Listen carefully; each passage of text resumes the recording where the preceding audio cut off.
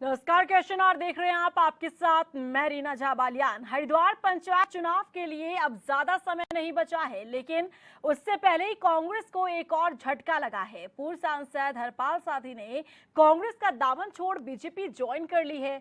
हरपाल साथी के साथ साथ बड़ी संख्या में कार्यकर्ता बीजेपी में शामिल हुए हैं।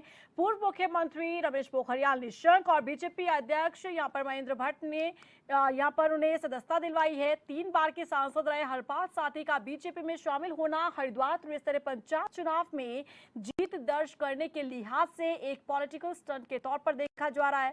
बता दें कि बीजेपी को विधानसभा चुनाव में हरिद्वार क्षेत्र से नुकसान उठाना पड़ा था, लेकिन बीजेपी की कोशिश है कि वो इस नुकसान की भरपाई कर सके पंचायत चुनाव के जरिए।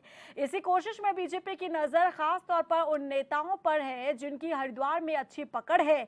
इससे पहले भी हरिद्वार से कांग्रेस और बीजेपी छोड़ नेता बीजेपी में शामिल हुए थे और ऐसे में कांग्रेस के लिए ये चिंता का विषय है, क्योंकि कांग्रेस अपने नेताओं को संभाल कर रख नहीं पा रही है और सिर पर हरिद्वार पंचायत चुनाव है।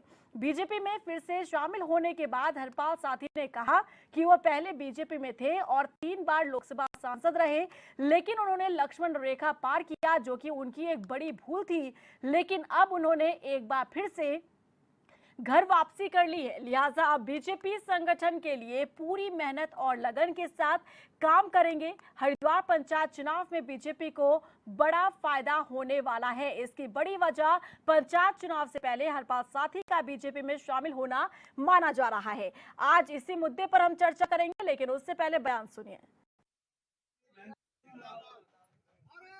वजह कुछ नहीं, अपने घर में थोड़ा सा पहले कुछ वो हुआ, एक लकीर मैं लांग गया था, पुणे अपने घर में आ गया हूँ। ये सब मुझे खुशी हो रही है। करीब 100-101 लोग हैं जिन्होंने ज्वाइन किया है। और में चुनाव होने वाला भाषण तो मोदी जी का हरिद्वार के लोग भी सुनते हैं। क्या हरिद्वार के लोग उससे अलग रहेंगे? अछूते रहेंगे? नहीं रहेंगे। जो भारतीय जनता पार्टी के बहुत महत्वपूर्ण हिस्सों में रहे हैं और 3-3 बार जो भारत की संसद में रहे हों और अन्य कमेटियों के अध्यक्ष रहे हों, यहाँ तक कि भारतीय जनता पार्टी की पार्लियामेंट्री कमेटी के भी सदस्य रहे हों। मुझे लगता है कि सभी लोग उनसे खूब अच्छे से परिचित हैं। मुझे इस बात की खुशी है कि वो जहाँ गए वहाँ सूद ब्याज सहित आज लौट करके वापस आ रहे हैं। पूरा कोमल लेकर के ऊपर से ऊपर आ रहे हैं। मैं आपको अध्यक्ष है, युवा मुख्यमंत्री है और पूरी ताकत गांव-गांव के अंतिम छोर तक के ये जुटी हुई है, तो निश्चित रूप में हम अपने लक्ष्य में सफल होंगे। एक बार साथी जी, मैं आपको बहुत हृदय की गहराइयों से आपकी पूरी टीम को, आपको और जो बेटा भी है और पूरी आप सब परिवार और वो वाला परिवार से जो सम्मिलित हुए हैं, मैं बधाई। तो हरपाल साथी जो कि अब कांग्रेस छोड़कर बीजेपी के साथी हो गए हैं, साथ में चलने को वो तैयार हैं, लेकिन ऐसे में कांग्रेस को एक बड़ा झटका यहां पर लगा है, क्योंकि पंचायत चुनाव से ऐन मौके पहले उन्होंने पाला बदला है। 3 बार के वो सांसद रहे हैं, लेकिन उनका ये कहना कि जो उन्होंने कांग्रेस ज्वाइन की थी जिस वक्त, वो उनकी सबसे बड़ी भूल थी, लेकिन अब उन्होंने घर वापसी कर ली है। लेकिन क्या वो फायदा एक बार फिर से बीजेपी को पहुंचा सकते हैं हरपाल साथी, और साथ ही साथ इनके पाला बदलने की वजह से कांग्रेस को कितना बड़ा नुकसान हुआ है, ये भी हम समझने की कोशिश करेंगे। मेहमान हमारे साथ जुड़ चुके हैं, इंट्रोडक्शन पहले आपका करवा देते हैं। सत्यवीर सिंह चौहान जी बीजेपी से हमारे साथ चर्चा में जुड़ गए हैं। कांग्रेस से राजेश चमोली जी हैं, वरिष्ठ पत्रकार प्रेम पंचोली जी हमारे साथ चर्चा में हैं। आम आदमी पार्टी से डीके पाल जी हैं और यूकेडी से फोन लाइन पर अनुपम खत्री जी हैं। आप सभी का बहुत स्वागत हमारी इस चर्चा में। सबसे पहले चर्चा की शुरुआत सत्यवीर जी आपके साथ ही कर लेते हैं, क्योंकि घर वापसी बता रहे हरपाल साथी और आप लोग खुले दिल से वेलकम उनका कर रहे हैं, लेकिन कितना फायदा हरपाल साथी आप बीजेपी को पहुंचा सकते हैं? रीना जी, आपका प्रणाम और आपके सभी दर्शकों का प्रणाम। और मैं आज शिक्षक दिवस है, आपके चैनल के माध्यम से और आपके चैनल को धन्यवाद देना चाहता हूं कि विशेष अवसर पर मुझे आपके चैनल में आज ये चर्चा करने का विषय भी मिला है। चर्चा का विषय कुछ और है। मैं अपने सभी गुरुजनों को धन्यवाद करता हूं जिन्होंने हमें शिक्षित किया है और आगे बढ़ाया है। और आज का जो आपका विषय है कि हरपाल जी पार्टी में, उससे पहले मैं अपना एक परिवार, जो हमारा भाजपा परिवार है, उसका जो क्या हमेशा मत रहता है वो आपसे शेयर करना चाहूँगा कि जिसकी परवरिश भाजपा में एक बार हो जाए वो कहीं भी चले जाए, उसे पुनः लौट के भाजपा में ही आना है। आज आप देख लीजिए, वो अपने आप तो आए जो उनके साथ कार्यकर्ता जुड़े थे या जो उनके जो सहयोगी थे, वो सब लोग आज भाजपा में आए हैं और 3 बार अगर वो सांसद भी रहे हैं तो भाजपा से ही रहे हैं। और उन्होंने जिक्र भी किया, मैं उस प्रेस वार्ता में था, कि किस प्रकार से हमने जब अटल बिहारी वाजपेयी का स्वर्णिम काल था और कई दलों से मिलकर सरकार बनाई थी, तो हमने किस प्रकार से जनता की सेवा करने का उस समय कार्य किया। और आज वो हमारे दल में आया, निश्चित ही हमें उसका लाभ होगा। और जिस प्रकार से उनका एक सार्वजनिक जीवन में एक निरंतर उनकी निरंतरता बनी रही है, वो निश्चित ही आपने विषय कहा है कि हरिद्वार के चुनाव आने वाले हैं, हमें फ़ायदा होगा। दूसरा मैं कहना चाहूँगा कि आज जिस प्रकार से जिस समुदाय से वो आते हैं, तो मैं पुरजोर तरीके से ये कहना चाहूँगा कि एक समय अगर आप मीडिया के वो तमाम बयान उठा लें कि हमें कहा जाता था कि ये बड़ियों की पार्टी है, फिर कुछ समय बाद कहा जाता था कि ये स्वर्णों की पार्टी है, फिर कुछ समय बाद कहा जाता था कि ये विशेष वर्ग की पार्टी है। आप देखिए कि आज तमाम वर्ग आज हमसे क्यों जुड़ रहा है, वो निश्चित ही आज, और मीडिया भी और सभी लोग आज मानने लगे हैं कि भारतीय जनता पार्टी प्रत्येक नागरिक की पार्टी है, जो कि चाहे राज्य को आगे बढ़ाना हो, चाहे समाज को आगे बढ़ाना हो, चाहे राष्ट्र को या देश को आगे बढ़ाना हो। और मैं ये कहना चाहूँगा कि आज खुशी का विषय है उनके लिए भी और हमारे लिए भी कि आने वाले समय में इसका हमें लाभ जरूर वहाँ पर मिलेगा। और हमारी जो योजनाएं हैं जो अभी चुनाव में होने वाली है, निश्चित तारीखें घोषित हो चुकी है, निश्चित ही वो कार्यकर्ताओं के बीच में जाएंगे। और अगला जो प्रोग्राम है, अभी तो शुरुआत ही है कि अभी जो मात्र सतपाल सती जी आए उनके साथ हो रहा है, अभी एक और बहुत बड़ा कार्यक्रम हरिद्वार में होने वाला है, वहां पर निश्चित ही और भी सैकड़ों कार्यकर्ता आपको यानी कि देखने को सत्यवीर मिलेंगे। जी, सीधे तौर पर माना जाए हरपाल साथी का आपकी पार्टी को ज्वाइन करना यानी कि प्रभावित करना पंचायत चुनाव को। अब मैं कहना चाहूँगा कि चुनाव की रणनीतियाँ होती है, उसको देख के भी कुछ रणनीतियाँ बनाई जाती है। और उनका काफ़ी दिनों से आने का मन था कि मुझे भाजपा में फिर से पुणे आना, अपने परिवार में आना है। मुझे आज उन्होंने अपने वक्तव्य में भी कहा है, ये उनका वक्तव्य आपके चैनल पे कोट कर रहा हूँ, कि मुझे बड़ी घुटन महसूस हो रही थी और जिस विचारों में मैं पला हूँ, जिस संस्कारों में पला हूँ, मैं उसी परिवार में फिर से जाना चाहता हूँ। और वो आज उन्होंने दिन चुना और हमने बड़े दिल से उनको वापस अपने परिवार में सम्मिलित करने का आज उन्हें अवसर दिया। ठीक है राजेश चमोली जी, हरपाल साथी कह रहे हैं कि कांग्रेस में जाना मेरी सबसे बड़ी भूल थी, और हरपाल साथी क्योंकि अब बीजेपी में चले गए तो एक बड़ा नुकसान, बड़ा झटका आप लोगों को। देखिए रीना जी, ये सब लोग अवसरवादी लोग हैं। आप देखिए, जब चुनाव शुरू हुए थे उत्तराखंड में, जब चुनाव थे विधानसभाओं के, तो चाहे किसी भी लोकल इंटेलिजेंस हो या मीडिया हो, तमाम लोग ये तलाश रहे थे, मान रहे थे कि उत्तराखंड में कांग्रेस की सरकार बनने जा रही है। जिस टाइम ऐसा लगा लोगों को, तो निश्चित रूप से यहाँ पे सतवीर जी भी जानते हैं कि कई लोग भाजपा छोड़ के कांग्रेस में ज्वाइन किया। सैकड़ों में, हजारों में ऐसे लोग आए दिन कांग्रेस मुख्यालय में, माननीय गणेश गुजराल जी उस टाइम हमारे अध्यक्ष थे, और लगातार आए दिन कभी कोई बड़ा, मतलब कोई ना कोई बड़ा चेहरा कांग्रेस ज्वाइन कर रहा था। लेकिन अवसरवादिता राजनीति में ऐसी हो गई है कि जैसी बीजेपी की सरकार बनी, जो अवसरवादी लोग थे, जिनको लगता था कि अब हमें फिर उधर जाके कुछ मिलेगा या कुछ हम चुनाव लड़ेंगे, तो वो चाह रहे हैं, उसमें बहुत बड़ा रोल इन लोगों का नहीं है। आप देखिए, अगर 20-50 लोगों को लेकर अगर इन्होंने कांग्रेस ज्वाइन की थी तो उस टाइम बीजेपी के लिए कोसा था। आज एक फिर कांग्रेस छोड़ के भाजपा में जा रहे हैं, तो आज फिर कांग्रेस को कोस रहे हैं। तो इस प्रकार के अवसरवादी लोग हर पार्टी में आते और जाते हैं, ये बहुत बड़ा विषय नहीं है। लेकिन सबको देखकर तो ये लग रहा है चमोली जी कि आप लोग अपने नेताओं को संभाल कर रख नहीं पा रहे हैं। एक के बाद एक आपकी पार्टी से अलग होकर नेता दूसरे दल में जा रहे हैं और आप लोग चुपचाप बैठकर देख रहे हैं। नहीं रेणा जी, देख, मैंने आपसे पहले ही कहा था कि ये सब अवसरवादी लोग हैं, जिनको अवसर चाहिए, जिनको ये चाहिए सत्ता से, जिनको मोह है, जो सत्ता में रहना चाहते हैं प्रभाव, तो उनको जाने दरवाजे खोल देते हैं ना। फिर क्या आप लोग रीना जी, जब बीजेपी, जब उनको लग रहा था कि कांग्रेस की सरकार आ रही थी, ये अवसरवादिता के रूप में यहाँ पे आए थे। अब आए थे तो हमने भी दरवाजे खोल के रखे।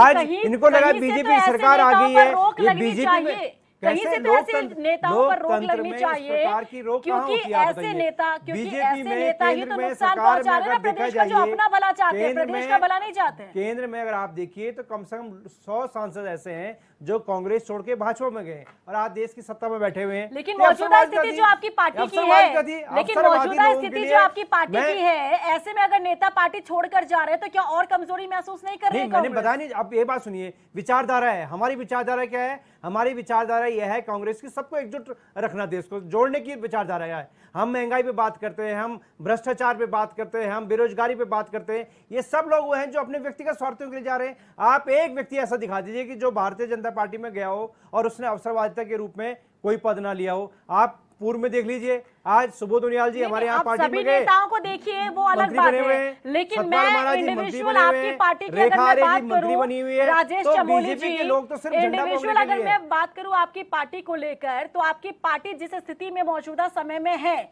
और ऐसे में सिर पर पंचायत चुनाव है, ऐसे में अगर आपकी पार्टी के वो नेता जो कि मजबूती रखते हैं, जो पकड़ रखते हैं हरिद्वार क्षेत्र में, वो अगर आपसे दूर हटकर बीजेपी में जा रहे हैं, तो क्या ये आप लोगों के लिए झटका नहीं है? क्या आप लोग कमजोरी और महसूस नहीं कर रहे हैं? देखिए रीना, झटका तब होता है जब कोई ऐसा पार्टी व्यक्ति जो पार्टी की विचारधारा से लंबे समय से जुड़ा हो और पार्टी ने उसको अगर कुछ नहीं दिया हो, कुछ इस प्रकार के पदों पे ना नवाजा हो और वो चला जाए, तो लगता है कि हाँ यार ये बेचारे इसके साथ नुकसान है। जिस व्यक्ति को पार्टी ने दिया हो, जो व्यक्ति अवसरवादी हो, अच्छा, यानी जो कि यहाँ आपको उम्मीद ही नहीं थी? नहीं, हरपाल उम्मीद की बात, साथी जी ऐसे से लोग आपको आए, उम्मीद ही नहीं थी? ये तो वो वाले लोग हैं कि जो चुनाव के टाइम पे इधर आए, उसके बाद चुनाव के टाइम पे इसका जा मतलब रहे हैं। सही अगर बात है कि हरिद्वार आपके में अगर प्रदेश- पंचायत चुनाव न होते तो निश्चित रूप से नहीं जाते ये लोग, लेकिन यानी कि आपके हरिद्वार प्रदेश में चुनाव, अध्यक्ष, आपके प्रदेश अध्यक्ष करण माहरा का ये कहना सही है कि ना जाने उत्तराखंड कांग्रेस में और कितने गुलाम नबी आजाद हैं? अब देख, मैंने बता नहीं, अवसरवादिता है ये, गुलाम नबी नहीं, तो अवसरवादिता है। जब अब आप आपकी देखिए, अगर पार्टी को गुलाम ये नबी बात की, पता है, अगर तो गुलाम ये नबी जी फिल्टर की क्यों बात नहीं कीजिए, कर लेते अगर हैं गुलाम पहले? नबी की बात की जाए यानी कि तो आप 50 अपनी साल पार्टी जो को व्यक्ति seriously पार्टी में नहीं रहा ले हो, रहे। कांग्रेस विचारधारा अपनी में रहा हो, पार्टी को- शीर्ष पदों पर रहा हो, कांग्रेस और वो serious ही पार्टी नहीं है। छोड़ के जा रहा है, तो अवसरवादिता है। चमोली हाँ, जी, इसका मतलब ये होता है कि कांग्रेस खुद में ही सीरियस नहीं नहीं, है? सीरियस क्यों नहीं है? आप देखिए हमारे तो जब आप पार्टी लोगों के को पहले से पुराने पता है, तो लीडर्स, फिल्टर क्यों नहीं कर उत्तराखंड लेते की ऐसे राजनीति नेताओं में को? जो पुराने लीडर्स हैं, आप देखिए, जिनकी मैंने पहले ही कहा आपसे,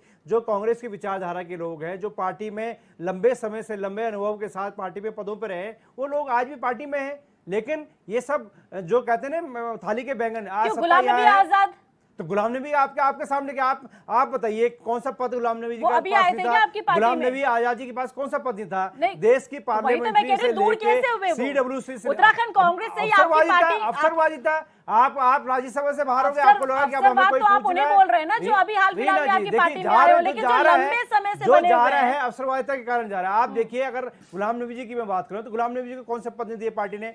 पार्टी ने लगातार वो शीर्ष पद दिए गुलाम नबी जी की, और गुलाम नबी आजादी की पहचान ही कांग्रेस थी। लेकिन आज उनको लगा कि भाई राज्यसभा मेरे को नहीं भेजा गया, ये राज्यसभा से मैं बाहर वंचित रह गया हूं, तो उनको अवसरवादिता के रूप में वो चले गए। अब इसको रोकना किसी को, ऐसे लोगों को, अवसरवादी लोगों को कांग्रेस रोकने वाली नहीं है। ठीक है, मैं रुक कर रही हूँ। डीके पाल जी, क्या लग रहा है जिस तरीके के स्टेप्स लिए जा रहे हैं, जिस तरह से कांग्रेस के नेता, बसपा के नेता पार्टी छोड़कर बीजेपी का दामन थाम रहे हैं, इससे तो एक बात क्लियर हो रही है कि बीजेपी के लिए रास्ता साफ हो रहा है पंचायत चुनाव का। देखिए रीना जी, उत्तराखंड में तो ऐसा आचरण रहा है नेताओं का कि दल बदल सबसे ज़्यादा अगर देश में कहीं होता है वो उत्तराखंड में होता है, क्योंकि कमज़ोर मानसिकता के लोग यहाँ राजनीति करने आते हैं और कहीं ना कहीं अपनी पार्टी को नुकसान देकर जाते हैं। चाहे चमोली जी इस बात को माने या ना माने, लेकिन कोई भी एक अदना सा कार्यकर्ता भी अगर किसी भी पार्टी को छोड़ के जाता है तो निश्चित रूप से उससे जो है ना नुकसान होता है।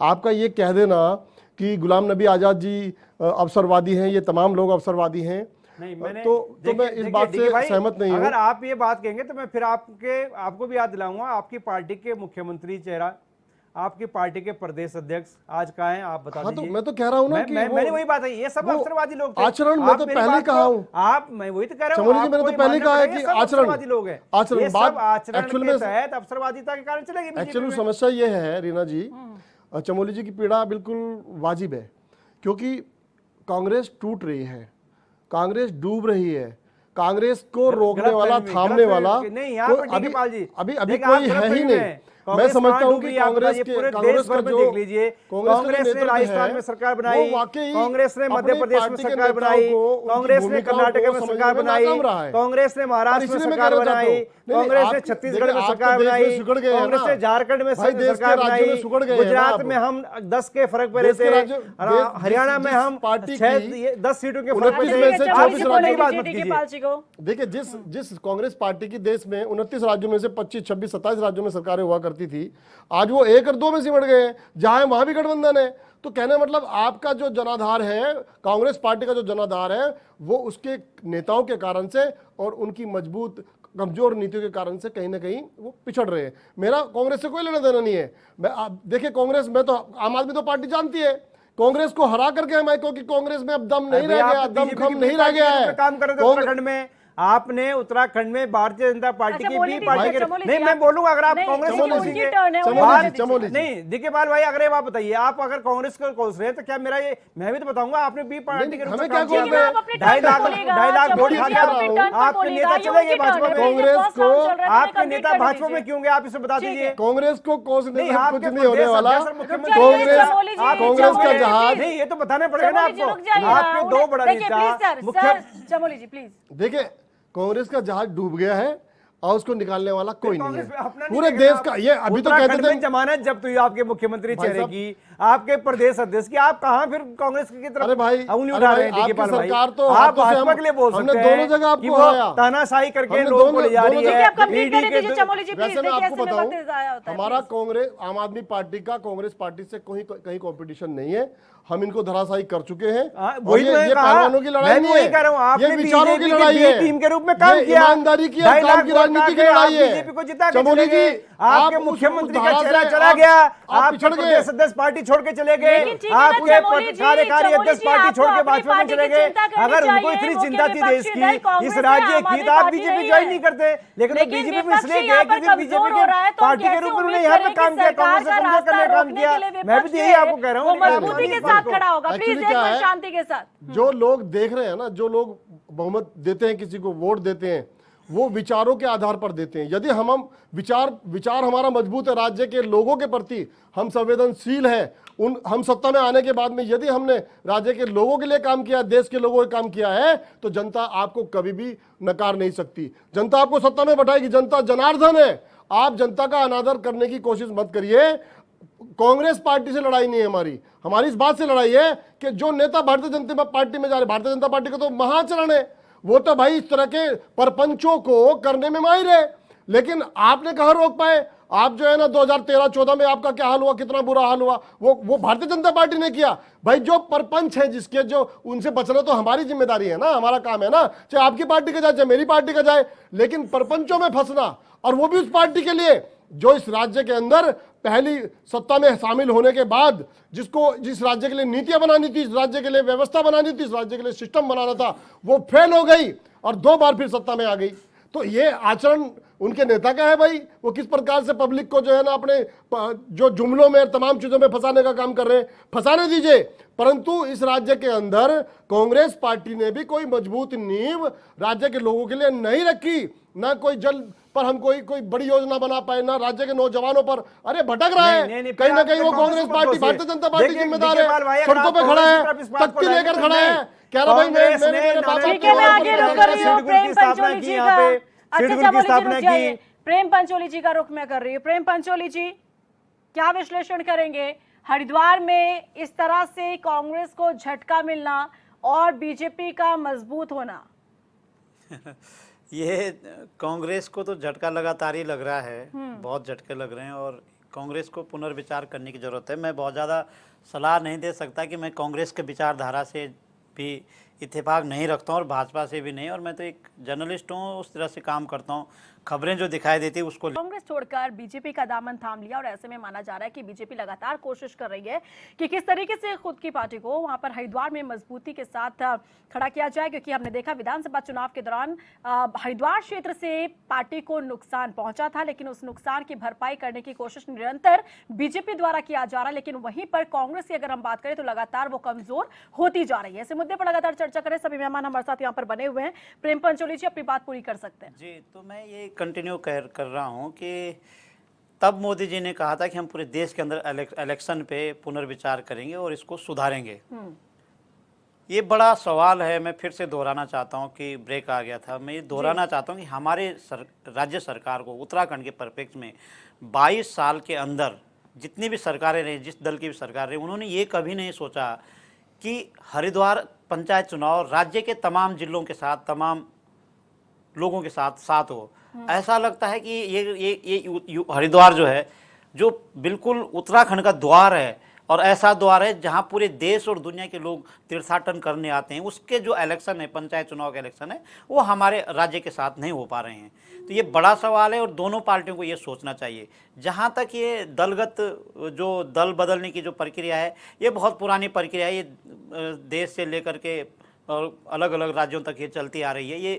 ये जिसके अंदर जितना आकर्षण होगा, जिस दल पे जितना आकर्षण होगा, जिस व्यक्ति पे जो आकर्षण के प्रति ज़्यादा आकर्षित होगा कि मुझे वहाँ जाना है और वो उसको अचीव करना है, वो जाएगा। वो जा रहे हैं, वो सब दिखाई दे रहे हैं। लेकिन कांग्रेस के परिप्रेक्ष्य में ये कहने की ज़रूरत है आज कि पूरे देश के अंदर कांग्रेस लगातार अपने लोगों को जो साथ नहीं जोड़ पा रही है। ये कांग्रेस के लिए बड़ा दुखद है और कांग्रेस के यूथ को मुझे लगता है कि जो नए लोग हैं, जो युवा कार्यकर्ता हैं, उनको सोचना पड़ेगा एक बार बार कांग्रेस के लोगों को बदनाम किया जाता है। कांग्रेस के अंदर भी लोग आपस में बदनाम करते हैं कि ये एक फैमिली की पार्टी है। मैंने तो देखा कि मैं उनका नाम भूल गया अभी, हरियाणा के वो बड़े नेता हैं और जब वो कांग्रेस से गए तो उन्होंने एक अलग क्या कांग्रेस बनाई, मैं उसका नाम भी बोल रहा हूँ अभी। वो हमेशा केंद्र सरकार के सत्ता में रहते हैं, मिनिस्टर रहते हैं। वो जब कांग्रेस से अलग हुए थे, ये सन 2000 की बात है, और परेड ग्राउंड में उनका एक सम्मेलन होना था और सूर्यकांत धस्माना जी भी उस पार्टी में चले गए थे। तो हमने देखा कि भाई ये फैमिली, उन्होंने बोला कि यहाँ परिवारवाद है कांग्रेस में और हम इसलिए अलग हो रहा हूँ।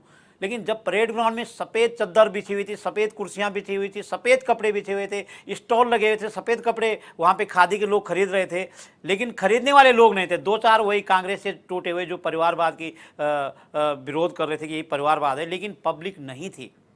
उसके 15 दिन के बाद जो है उसी फैमिली के लोग, गांधी फैमिली के लोग यहाँ आए और परेड ग्राउंड में कहीं जगह नहीं थी। तो ये दिखाता है कि परिवारवाद नहीं, ये ऊपर से दूसरी सीढ़ी के बाद जितनी भी सीढ़ियां कांग्रेस में हैं, उन सीढ़ियों में कहीं न कहीं दरारें हैं और बहुत खतरनाक दरारें हैं। मुझे लगता है कि जो पहली सीढ़ी है जहां से कांग्रेस शुरू होती है, उस सीढ़ी के पत्थर, उसकी मिट्टी, उसके गारे, उसकी जो बुनियाद है वो पूरी हिल चुकी है। और ये इस हिलने का मैंने एक बार पहले भी कहा था कि कांग्रेस को एक बार फिर से पुनर्विचार करना पड़ेगा कि आपका राष्ट्र सेवा दल कहाँ गया। जो एक वर्कशॉप थी वो आज दिख नहीं रही है, जो आपको एक विचार देती थी, जो आपको एक रास्ता बताती थी। आप भारतीय जनता पार्टी में देखिए, उनका जो राष्ट्रीय स्वयंसेवक संघ है वो पूरा एक बौद्धिक संपदा है उन लोगों के पास। तो उनके पास कोई आ रहा, कोई जा रहा, वो एक दृष्टि मिल रही है। उनको ये बताया गया कि आपके जितनी स्कूल हैं उसके स्कूल में महिला टीचर नहीं है। अब वर्तमान में वहाँ बहुत महिला टीचर पैदा हो गई है।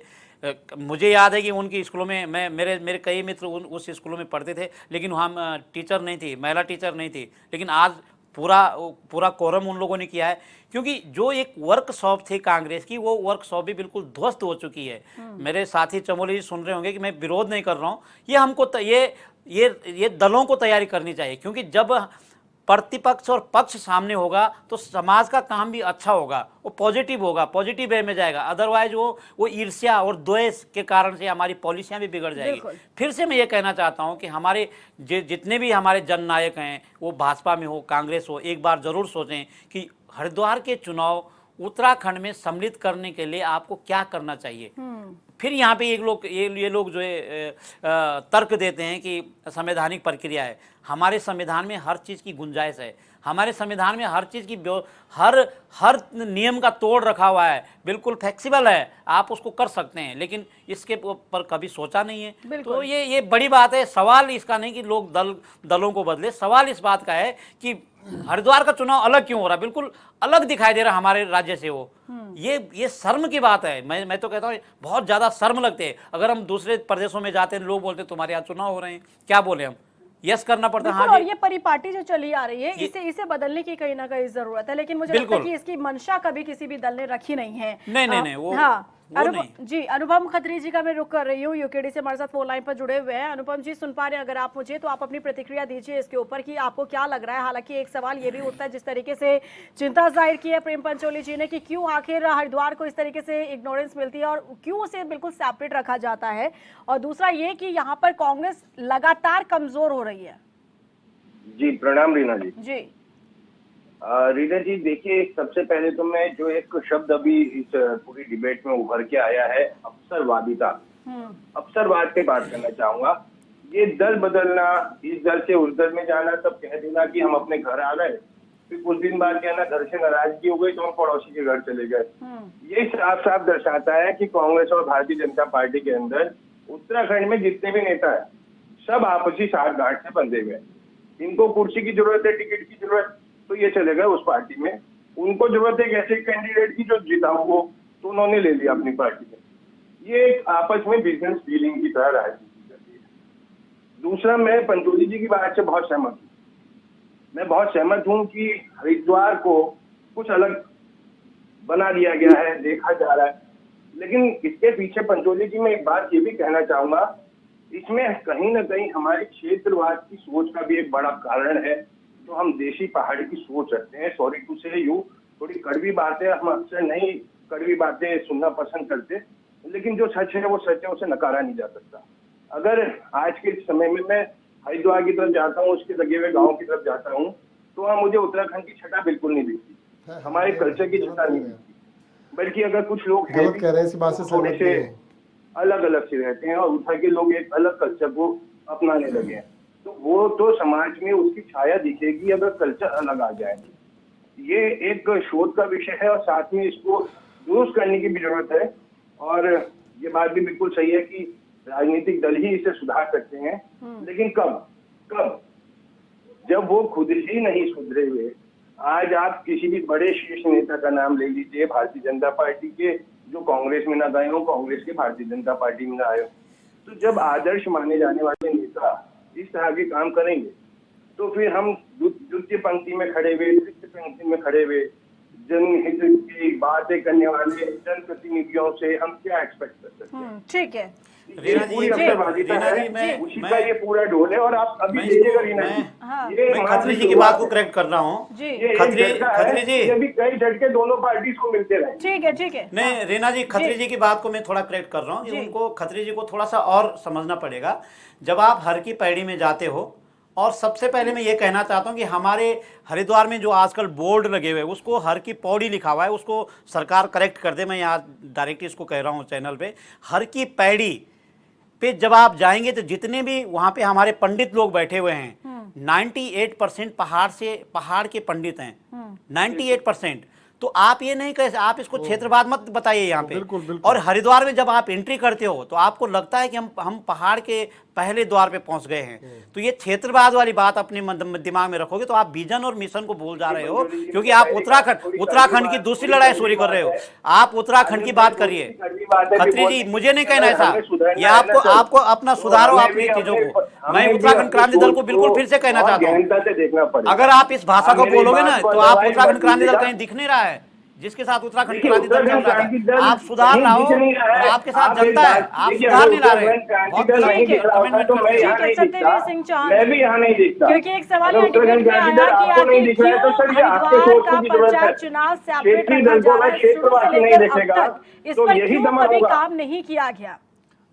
रीना जी, मैं आपके सवाल का जवाब दूंगा। पहले मैं जो इस डिबेट में जो अवसरवादिता का जो प्रश्न आया है, तमाम लोगों ने उस प्रश्न को उठाया है, तो मैं कांग्रेस से ये कहना चाहूँगा कि अगर अवसरवादिता का अपना इतिहास देख लें, वो जब सरदार पटेल को इन्हीं के जो अधिवेशन था कांग्रेस का, उसमें सबसे अधिक वोट मिले थे और पंडित जवाहरलाल नेहरू को मात्र 2 वोट मिले थे। वहाँ पर सबसे पहली इस देश के अंदर अवसरवादिता दिखी है कि किसको प्रधानमंत्री बनाया गया। उसके बाद आप बी आर अम्बेडकर को देख लीजिए, किस प्रकार से उनको किनारे लगाया गया।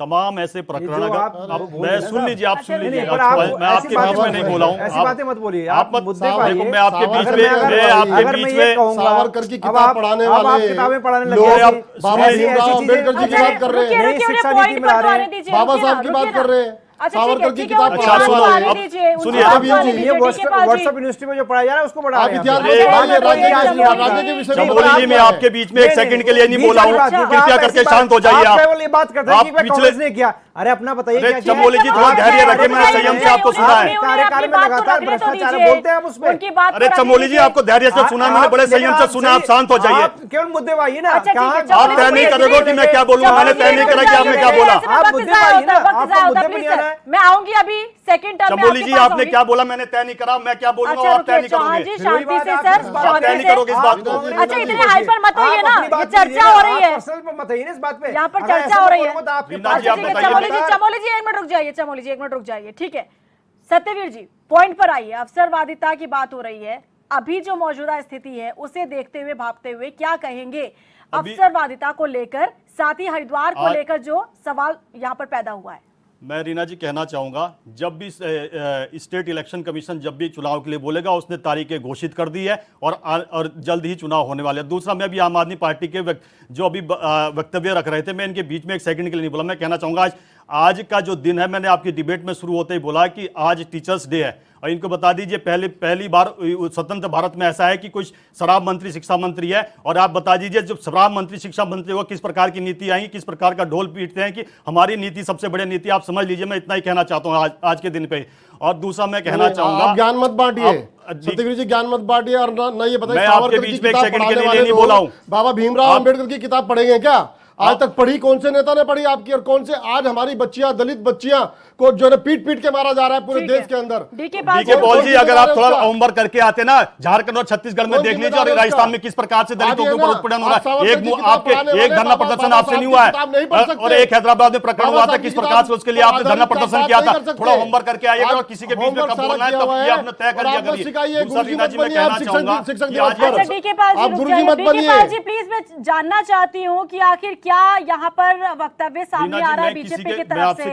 मैंने मना कर दिया, चौहान जी रुक गए हैं वो, अब आप अपना वजन दीजिए। मैं स्पष्ट कह चुका हूं कि इलेक्शन कमीशन ने डेट निकाल दी है और इलेक्शन की तैयारी है, और हमारा संगठन भी तैयारी कर रहा है। दूसरा मैं कहना चाहूंगा, हमारी सरकार का कुनबा क्यों बढ़ा है? 2 से चले थे, आज 303 पे पहुंचे हैं, और 8 साल हमारी केंद्र में सरकार है। तमाम ऐसी योजना, अब ये योजना बनाई। दूसरा मैं अभी संगठन की दृष्टि से कहूंगा, हमारी अभी संगठन की कार्यकारिणी बनी है, हमने उचित स्थान महिलाओं को भी दिया है, प्रदेश की टीम में 6 महिलाओं को लिया है। और मैं आपको भी कहना चाहूंगा, 62 सीटें उत्तराखंड की ऐसी रही है जिसपे महिलाओं ने बढ़ चढ़ के वोट दिया है, और उसमें से 42 सीटें ऐसी है जिसमें भारतीय जनता पार्टी ने जीता है। और मैं आपकी चैनल में ही था उसी दिन, मैंने कहा था, चुनाव से पहले दिन जब रिजल्ट नहीं आए थे, मैंने कहा था कि महिला सत्यवीर जी, जो राज्य का नौजवान सड़कों पर हार रहा है, सुन वो लीजिए तख्ती लेकर खड़ा हुआ है। अरे मेरी सुन लीजिए, आप अपने संगठन की बात करेंगे। राज्य ने 10 मार्च को रिजल्ट दे दिया है, और 5 साल तक आपको कहां बिठाया है ये आपको बता दिया जनता ने, और हमको कहां बिठाया ये जनता ने तय कर दिया है। और निरंतर हमारी सरकार पहले दिन से काम कर रही है। अगर आपको वो नहीं दिखता होगा, और तमाम अखबारों में और सोशल मीडिया तक हमारी तारीफें हो रही है, किस प्रकार से सरकार काम कर रही है। ये भी तो जायज है ना, आप लोगों का फोकस पूरी तरीके से अपना कुनबा बढ़ाने में, संगठन को मजबूत करने में, लेकिन आज अपना काम बनता और भाड़ में जाए जनता। क्या मांग कर रहा है और युवा क्यों परेशान है, इस तरफ भी ध्यान देना होगा। रीना जी, आपका क्वेश्चन बाजी में, हमने कभी आपके प्रश्नों से भागे नहीं है। जब आपने पूछा हो, चाहे यहाँ पे आपने अपने स्टूडियो में पूछा हो, चाहे स्टूडियो के बाहर पूछा हो, हमने तमाम योजना उत्तराखंड के नौजवानों के लिए बनाई है। मैं आपकी डिबेट में फिर से कहूंगा, 128 आपके घोटाला आपकी पार्टी में आपका नेता आंदोलन में बैठ गए हैं। चले चमोली जी, अच्छा आपकी बात कंप्लीट हो गई, आपकी बात कंप्लीट हो गई, आपने रख दिया घोटाला हो रहा है, आपकी अफसरवादिता बढ़ रही है, एक मिनट रुक जाइए, भ्रष्टाचार चरम पर है। सवाल है, शांत रहिए प्लीज। चमोली जी, मेरा ये सवाल आप दोनों ही राष्ट्रीय पार्टियों से, मेरा ये सवाल दोनों ही राष्ट्रीय दलों से है। ये नाटक 10 जनपद पर चल सकता है। चमोली जी दोनों शांत रहिए, मेरा सवाल दोनों ही राष्ट्रीय दलों से है। ये अवसरवादिता इतनी ज्यादा कैसे बढ़ रही है? आखिर किसी को इतना शक कैसे मिलता है कि अगर उनका काम एक दल से निकल गया तो वो दूसरे दल की तरफ चले जाते हैं, और दूसरा दल भी पूरे पलके बिछाए इंतजार कर रहा है कि आखिर वो कब आएगा, हमारी पार्टी को फायदा पहुंचाएगा। इसे रोकना होगा, इसे रोकना होगा, क्योंकि सिर्फ और सिर्फ अपने दल की आप लोग सोच रहे हैं, आप राज्य की नहीं सोच रहे हैं। और ऐसे ना जाने कितने ही नेता हैं, कितने ही जो विधायक भी बन चुके हैं, आप सभी जानते हैं, जैसे चुनाव की डेट, जैसे चुनाव आने वाले होते हैं, वो दल बदल लेते हैं खुद को फायदा पहुंचाने के लिए। लेकिन ये कब तक चलता रहेगा? मैं जवाब देना ये चाहता हूं सवाल इस मेरा बात पे। दोनों ही दलों से जवाब दीजिएगा डीके पाल जी। मैं देखिए, आपने जो अवसरवादिता की बात की है, और सत्यवीर जी भी कह रहे हैं, सत्यवीर जी की पार्टी अवसरवादिता काली एक तरफ से नहीं करती है, ये सीबीआई का डर दिखाती है, ये ईडी का डर दिखाते हैं, ये तमाम। देखिए, ये जग जाहिर बात है, मैं अपनी तरफ से नहीं कह रहा हूं, आप लोग देख रहे हैं, समझ रहे हैं उस बात को। जब आप परपंच आप करेंगे, मैंने एक शब्द इस्तेमाल किया था, परपंचों में माहिर भारतीय जनता पार्टी हर तरह से, जो वैसे नहीं आएगा उसे सीबीआई का डर दिखाएंगे, और कमजोर लोगों पर सीबीआई का डर बैठता है, वो डरते हैं। आम आदमी पार्टी की जिसकी बात कर रहे हैं ना, शिक्षा मंत्री की, आपने कितना डराया उनको? आप उनको बैंक तक लेके चले गए, उनके लॉकर में लेके चले गए। भाई, काम के ईमानदारी की राजनीति करने वाले लोग कभी डरेंगे नहीं। नौजवानों को रोजगार देने वाले लोग डरते नहीं है, और मातृशक्ति को उनका अधिकार देने वाले लोग डरते नहीं है। इसलिए आपकी अवसरवादिता हावी हो रही है, खाली अवसरवादिता नहीं है, ये डर है, डर। रीना जी, आप भी इस बात को समझते हैं, और बड़ी तो तरीके से आपने इस बात में कई बार डिबेट की है, और हमने भी इस बात को समझा है कि आज इस राज्य को जरूरत विकास की है, काम की है। राज्य के नौजवान जो सड़क पे भड़क रहे हैं, खड़े हैं, उनको रोजगार की दरकार है। वो कह रहे हैं सीबीआई की जांच कराइए। इस जो ट्रिपल यूकेएससी है इसको निरस्त करने की बात कर रहे हैं। ठीक है, इसी पर जवाब दे रहे हैं सत्यवीर जी, उनके जवाब को लेते हैं जी। अभी रीना जी, आज ये विषय नहीं था सीबीआई का, मगर मैं इनको बता दूं कि इनके ही मंत्री है सत्येंद्र जैन, जो कह रहे हैं कि जब सीबीआई की जांच होती है, जो अभी भी जमानत के लिए निरंतर अपनी याचिका लगा रहे हैं, उन्होंने कहा कि अरे सुन लीजिए, आप आपकी बीमारी यही है कि आप सुनते नहीं हो। बारे में भी बात कर लो भाई, एक लाइन में जवाब दे रहा हूं, सुनना इनको धैर्य नहीं है कि सुनने देखिए मुद्दा ये नहीं है, लेकिन बात युवाओं की आई है। राज्य के नौजवान तड़प रहे हैं सत्यवीर जी, आपके भाई है वो, मेरे भाई है, जिन 42 शहादतें दी है उनके बच्चे हैं। सुन लीजिए, आप मेरे को सुन लीजिए। इसी तरीके से दिलावर सिंह ने शहादत दी थी दिल्ली के दंगों में, वो याद है ना आपको? वो याद है ना आपको? वो भी उत्तराखंड का नागरिक था, अपनी मां का इकलौता बेटा था। वो ध्यान रखिए जरा, उसका स्मरण करिए। दूसरा मैं कहना चाहूंगा कि इनके मंत्री कह रहे थे कि हमारी याददाश्त चली गई है, अब किस प्रकार के उन्होंने मंत्री बना रखे हैं, आप पंजाब में देख लीजिए। और दूसरा मैं उत्तराखंड की बात करूं, मेरा सवाल ये था कि अगर एक दल से दूसरे दल, दूसरे दल से तीसरे दल नेता जा रहे, खुद को फायदा पहुंचा रहे, राज्य को नहीं, क्या आपको लगता नहीं ऐसे नेताओं पर रोक लगने की जरूरत है? उन्हें एंटरटेन कौन कर रहा है? सियासी दल ही तो कर रहे हैं ना। मैं फिर कहना चाहूंगा कि हमारे यहाँ इस प्रकार का संगठन है जिसको निरंतर जो आगे बढ़ता जा रहा है, और यहाँ पर उसकी दक्षता और क्षमता के आधार पर उसको कार्य दिया जाता है, उसी के आधार पर वो आगे बढ़ता है। आप दूसरी बात देख लीजिए, उत्तराखंड में आप जो मिथक बनता था, वो मिथक तोड़ने का भी इन्हीं कार्यकर्ताओं ने और इसी संगठन ने किया है कि हर 5 साल बाद की यहाँ सरकार बदलती थी, और सपने जिन्होंने मुंगेरी लाल के, हसीन लाल के सपने देखे थे कि हम सत्ता बनाएंगे और मलाई खाएंगे। और दूसरा एक प्रश्न यहाँ यूकेएसएससी और तमाम है, उसका मैं जवाब देना चाहता हूँ, शॉर्ट में दीजिएगा क्योंकि शॉर्ट मुद्दा में ये दूंगा। नहीं है। उत्तराखंड को 22 साल बने हो गए, और जो हरीश रावत जी मुख्यमंत्री कार्यालय में बोलते थे तुम भी खाओ मैं भी खाऊं, और आंखें बंद करके, और उसके बाद सुन लीजिए, आप सुन लीजिए, आपका टर्म आ रहा है, इसके बाद आप बोल लेना जो आपको बोलना होगा। और आप बता दीजिए, एक भी इन्होंने मच्छर जैसे अपराधी को भी जेल की सलाखों में पहुंचाया होगा? आज 34 से अधिक अपराधी पहुंच गए। एसटीएफ गोवा से लेकर यूपी तक पहुंची है, और जहां जहां तार जुड़ रहे हैं वहां से पकड़ के ला रही है। देखिए रीना जी, जिस प्रकार से आपने अवसरवादिता की बात की, ये हकीकत है। आप उत्तराखंड का इतिहास देख लिए, 2016 में जब यहाँ पे सरकार थी कांग्रेस की, भाजपा ने क्या जो कुकृत्य किया, यहाँ सरकार गिराने का काम किया, वो अवसरवादिता यहाँ से शुरू हुई है।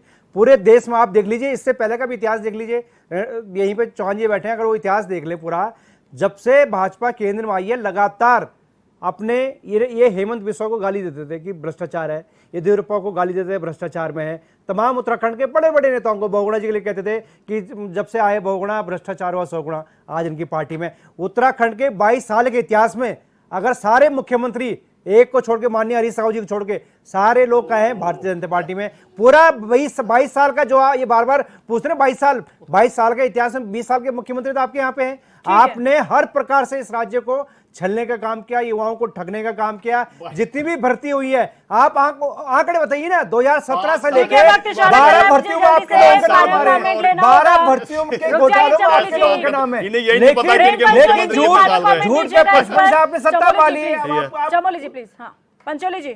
हाँ, मैं तो ये कहूंगा कि ये पूरा पंचोली जी, दुर्भाग्य मैं है। कहना चाहूंगा, इनको बता देना कि कांग्रेस के मुख्यमंत्री कितने कालखंड तक रहे हैं। अरे भाई, 20 साल तक अरे बीजेपी के रहे हैं। प्लीज देखिए, आप लोगों को मैं ये कह रहा हूँ, मैंने आप लोगों को बोलने का, प्लीज। मैं ये कह रहा हूँ कि ये जो पूरा जो सीन हमारे सामने आ रहे हैं, दलगत जो दलों में अदला बदली हो रही है, ये पूरे देश के लिए और पूरे संगठनों के लिए बहुत बड़ा दुर्भाग्य है कि जब आप एक कार्यकर्ता दूसरे संगठन में चला जाता है तो दो तरह की चीज़ें सामने आ रही है।